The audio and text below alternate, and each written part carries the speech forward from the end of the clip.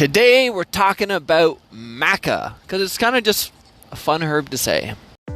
Introducing the Perimenopause Podcast, a show dedicated to unraveling the mysteries of achieving optimal health naturally as you transition into perimenopause and menopause. Get ready to join your host, Dr. Seth Yates, an experienced naturopathic doctor, acupuncturist, and kinesiologist, as he shares his wealth of knowledge acquired from over 40,000 patient visits and 15 years in working with perimenopausal females. Welcome to the Perimenopause Podcast. Hey, this is Doc Yates, the Perimenopause Podcast, brought to you by perimenopause.com. And today I want to talk about the top 7 benefits of the plant maca. So, maca is a Peruvian herb. It's actually a cruciferous vegetable, and they're using the root. They're using the root of this vegetable. So the root would be like, think of a potato as a root, a carrot as a root. So they're using that aspect of the vegetable. And this has been used for centuries. Used for a long time, but there's a lot more recent studies coming out about this plant. And today I want to discuss some of the benefits of maca when it comes to menopause and perimenopause, because this is the Perimenopause Podcast. So let's go right into it. Benefit number 1, libido. If you're having problems with lower libido, which means lower sexual desire, you want to consider maca, because I can tell you this, in the 15 years I've been in practice, I've never seen anyone in menopause or perimenopause who's like, you know what, since I've been in perimenopause, I have a way higher libido. It just doesn't happen. It's either the same or it's worse.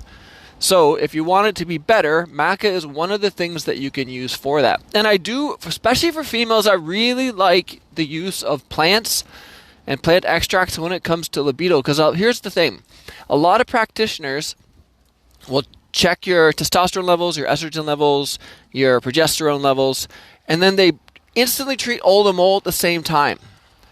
And while increasing testosterone and estrogen can increase those levels, when you jump right to testosterone and you jump right to progesterone at the same time, you have to remember that the female body makes testosterone from progesterone.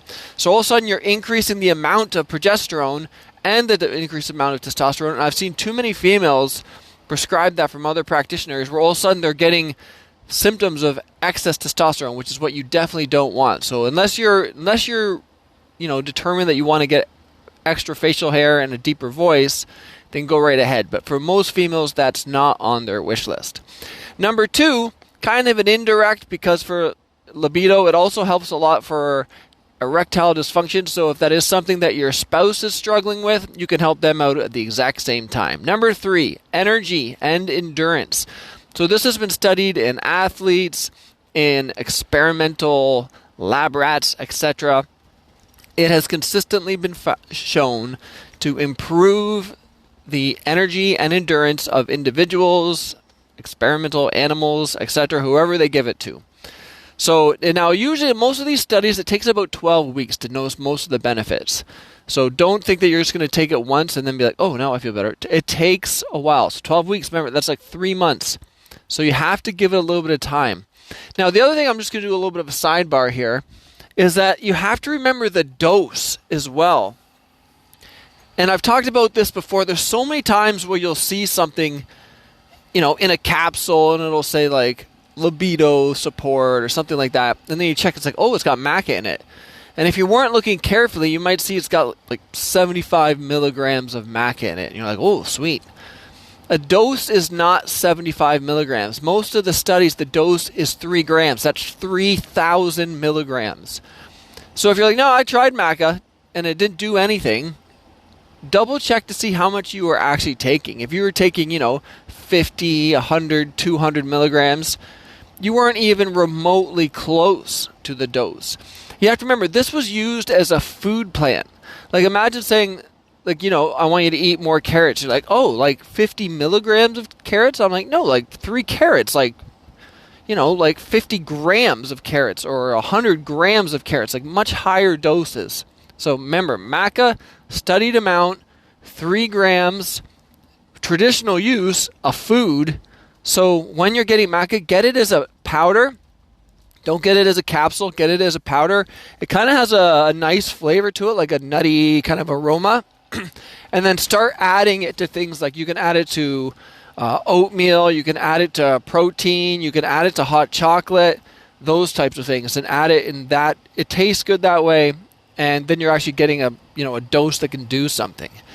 The fourth thing, maca has been shown to improve mood. So anxiety and depression for females, for this study was for Chinese menopausal females.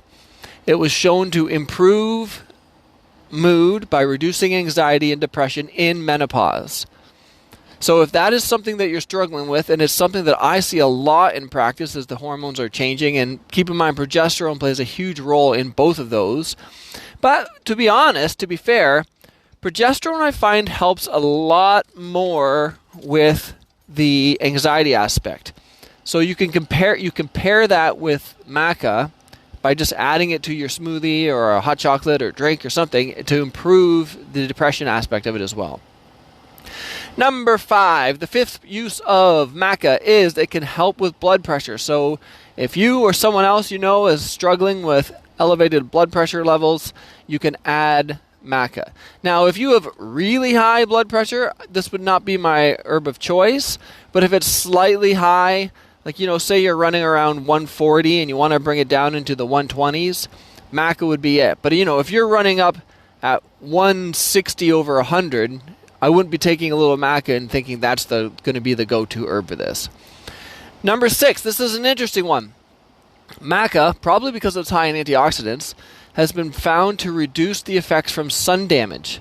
So sun damage when it comes to aging skin is a big deal. Maca can be helpful for that. Just like a lot of the other powerful antioxidant herbs like green tea, turmeric, those have all been found to also protect the skin from damage because it's oxidative damage. So you want antioxidants for that.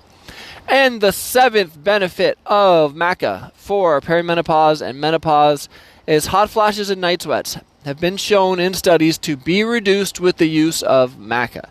Now, there's a lot of other formulas that can do this, but if you're using this to get all of the other benefits, see if it helps reduce your hot flashes and night sweats at the exact same time. I have seen clients get that benefit before, and I've seen other times where they've got other benefits of energy and improved mood, but they still had the hot flashes, and we had to use a different herb or a treatment for that. So, something to consider, something that's easy to find. I've even seen it at bulk barn kind of things. At least that's in Canada. I'm not sure if they have that in the States, but you can find it virtually anywhere. And again, you're looking for the powder. Even better if you can find the powdered extract, like a 4-to-1 extract as opposed to just the plain powder.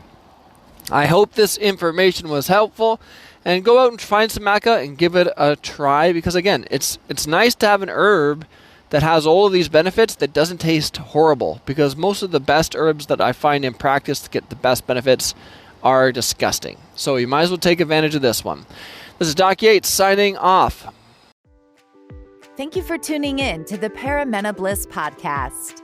Don't forget to hit the subscribe button and visit perimenopause.com for more valuable information on how you can thrive during your transition through perimenopause.